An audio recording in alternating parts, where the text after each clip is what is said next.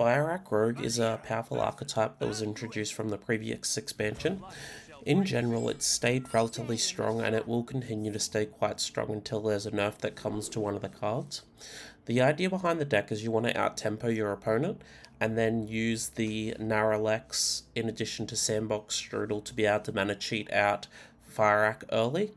You can also mana cheat out things like Ziliax or Ysera as well quite early, and through the Sandbox Strudel it does enable a lot of your later game in earlier turns, and also it allows you to create stronger boards through those earlier turns as well.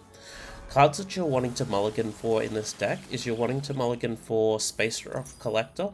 You'll generally want Creature of Madness, Metal Detector is good, Observer of Mysteries is good. Keep Dubious Purchase so you can draw through small cards, and for slower matchups you want Sandbox Scoundrel. The idea behind that is you do want to make sure that you are drawing through your cards quickly. Upu is quite strong in terms of being able to do a board clear and also draw extra cards. And if you do have the Dubious Purchase in your opening hand, it is quite a good idea to keep the prep as well. Metal Detector is useful to be able to get your Scoundrel online earlier, and then obviously it activates a lot of your other cards into later turns too. Going into the game, you'll see that I do have the Robocaller in my hand, and I was just looking and thinking about what cards it could end up getting. A 1, 7, and 9 means that it always is guaranteed to get the Naralex, which means that it can get my dragons online earlier. And the 9 mana I was hoping to get either Ysera or the Fyrakk, but I did get Ziliax, which is fine, but it would have obviously been preferred to get the Naralex. I mean the Fyrakk or the Ysera. I played on the Creature of Madness here, and I'm just looking for... I end up choosing the Renovator because if I had gone for the Nexus Prince, it wouldn't have been too bad, but for the Renovator, it means that if they did have a Puppet Theater, I would have a way to counter that if I needed to. So yeah, that was my thought process behind it, because I don't really want to give them a free Fyrakk or Ysera or anything like that, or Scoundrel. Because obviously that'd create a very large tempo swing for them. They use a Holy Nova there, so it does clear my board. I have the Scoundrel on my board now, so it's important to get it out and ready to go. And with having the Scoundrel and having a full hand, I do play down the Metal Detector just to get it online, and it obviously can set up for future turns for me. They use the Thrive in the Shadows, so they're obviously looking to be able to try and finish their quest relatively soon, and for that quest it is a relatively difficult thing to deal with if it gets to the later sort of plays, but yeah, it should be in general quite fine for me. I ended up playing down the Scoundrel here, and then I played down the Naralex, which then allows me to play down the Fyrakk. It probably in that play was better just to have the Fyrakk down after using the damage with the Scoundrel, just to make sure that I didn't lose any of the damage, possibly. Like if I'd, gotten a AoE sort of thing like a Hellfire, it would have meant that my Scoundrel didn't deal that extra damage. So I did get a little bit lucky with that play, so it would have been probably better going for the other way. I do play down the Customs Enforcer as well here, just to be able to get the possibility if they do play down their quest, it is going to mean that they won't be able to access it this turn, because that would run them out of mana. And they use the Shadow Word Ruin, so it does clear quite a lot of my board, unfortunately. With the Customs Enforcer, I am still sitting in a relatively decent position. I do have the Chillin' Vol'jin here if I need to as well, to deal extra damage and extra lethal damage potentially to them. Drawing into the Ysera means that I can activate it using the Scoundrel, so I play that down just to get the extra mana set up for me. And I end up playing down the Elise here as well, just to apply a bit more pressure towards them, but also set up for the later game. I end up choosing the 10 mana one. Like in general, the 5 mana one is going to be quite good as well, but I chose the 10 mana one just so I can have the extra value if I need to against them, especially if they do end up getting the quest online relatively soon. Because I do have I do have the 8 mana spell if I need to. I have the Chill and Vol'jin, so I am sitting in a relatively decent position. They use a few different healing spells, so with the 21 health, I do have the ability to deal quite a lot of damage towards them, and their quest does end up getting activated this turn, so they are able to get into that if they need to. So I just deal the damage, so I've got 12, 15, and then I use the Chill and Vol'jin to be able to trade stats with the Scoundrel, and then I'm able to obviously deal the lethal damage that's there. So obviously it wasn't really too hard in that matchup. The tempo is quite strong against most decks, and I had control of the game for pretty much the entire time.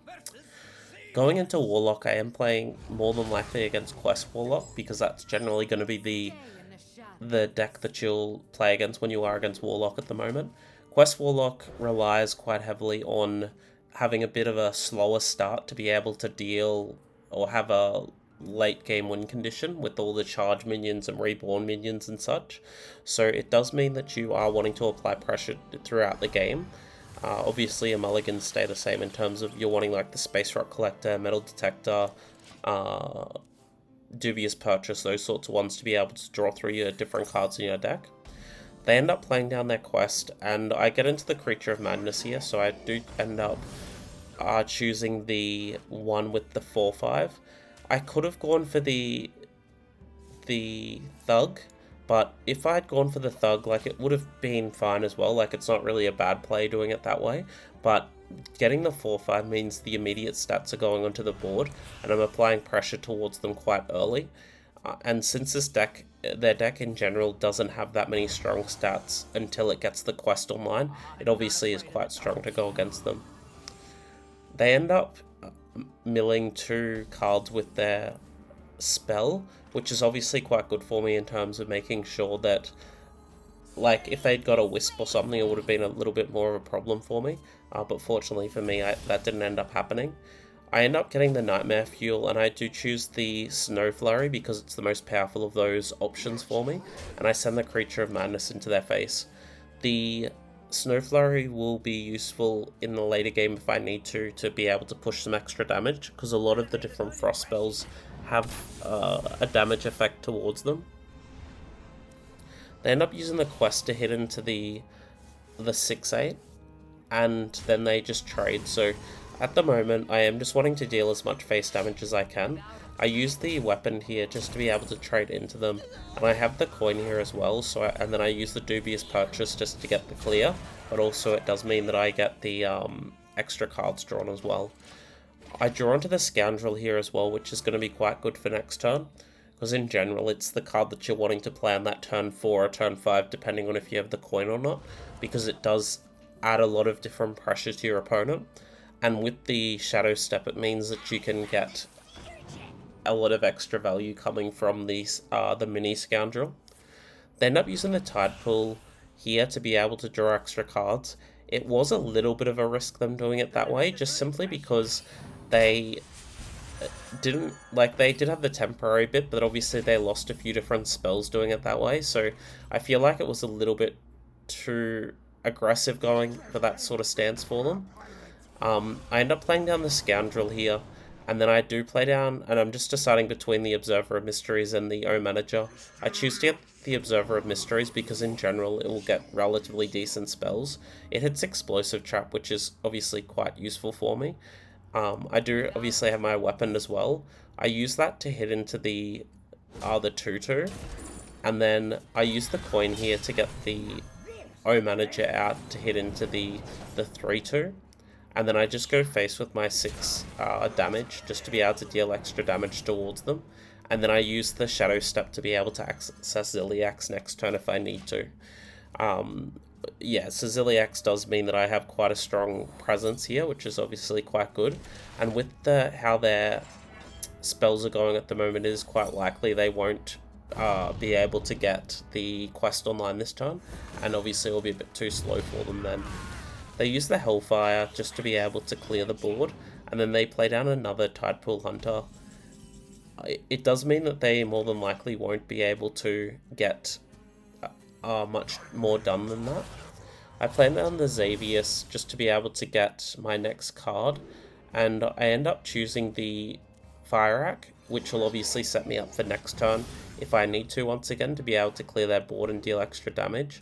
I chose the 3 mana here just because I do have a play next turn if I need to anyway with the Fyrakk, and yeah, like it's going to be quite strong, and if I needed to I could use a spell to get the extra conditions coming from it too.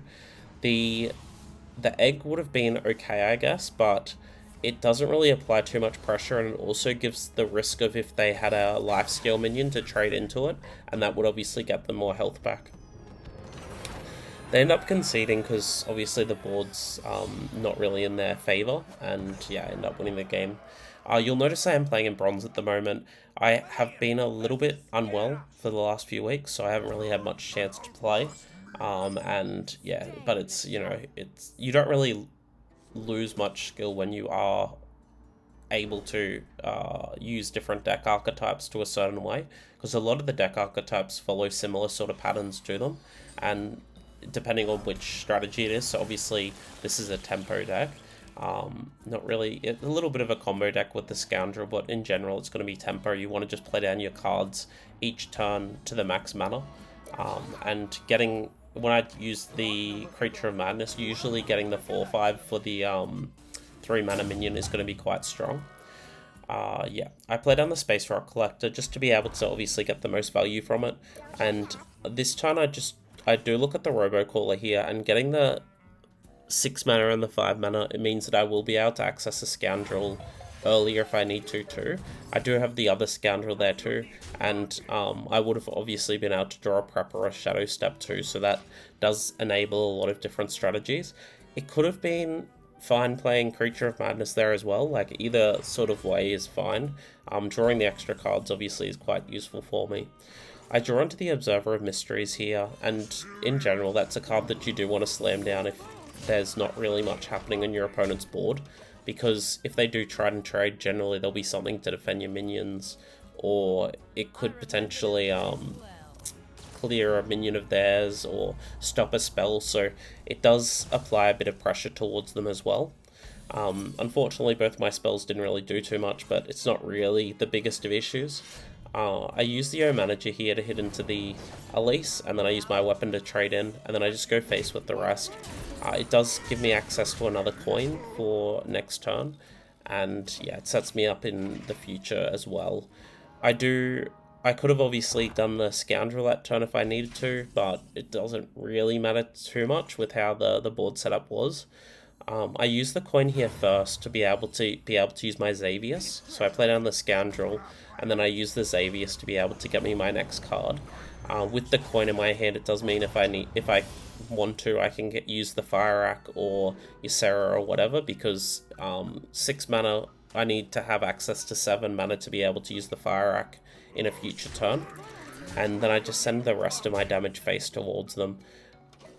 I was considering whether to use the weapon swing or not into them, but ultimately I decided against it, just because if I need somewhere to clear, obviously it is quite useful doing it that way. They use the Terror Run here. It does trade into a lot of my minions relatively decently, and I do have the 2 minions on the board for me. I could have this turn gone for the Oppo if I wanted to, but Fyrakk on a board where your opponent has minions in general is going to clear the majority of the stuff, and it also means that you'll more than likely be able to deal the damage that you need to as well. So it's obviously quite strong at the moment, and I feel like it possibly will get nerfed, simply because it does target enemies, and a lot of the fire spells deal damage, so it means that you are getting quite a lot of clears and things like that coming from it. I end up obviously having lethal here. I was just looking at my cards in my hand, but yeah. I hope that you've enjoyed this video. If you've enjoyed it, please like and subscribe. I do appreciate the and bye for now.